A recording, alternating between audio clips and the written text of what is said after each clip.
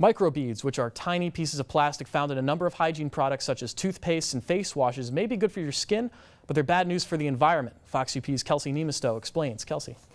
Ben, the microbeads are made of polyethylene, which is a commonly used plastic compound. Now, they range in size from 0.0004 milliliters to 5 milliliters in diameter, but according to beatthemicrobead.org, upwards of 330,000 of those little spheres can be found in just one tube or bottle of product.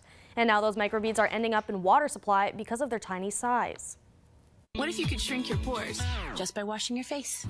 Microbeads are used in hundreds of personal care products.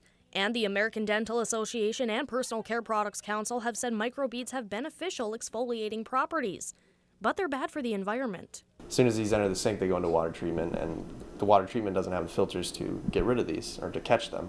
So they end up entering our water systems, and what happens is they're so small that fish and other animals lower on the food chain can, mistake them for food or just on accident ingest them. The plastic beads are so small that the number of them in aquatic animals and organisms is huge, and plastic can't be digested. Researchers say the only way to stop this process is prevention. Stop buying and using the products that contain microbeads. Superior is relatively lightly impacted. There are present in Lake Superior. The highest numbers are on Lake Ontario, upwards of, I think, 1 million per acre. Microbeads in toothpaste have negative results too. Dentists say the pieces of plastic are only there to make the toothpaste more appealing. The beads can get stuck in the gums and other soft tissues of the mouth, causing infection or pain. But fortunately, it isn't as common. I think for the majority of people that's not an issue.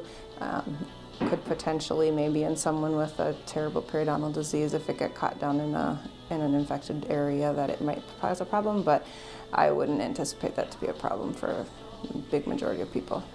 In June this year, Illinois banned the sale of products containing microbeads, becoming the first state to do so. The other Great Lakes states, including Michigan, all have bills in the process for similar bans. In addition, over 20 big-name companies have pledged to phase out microbeads by 2019.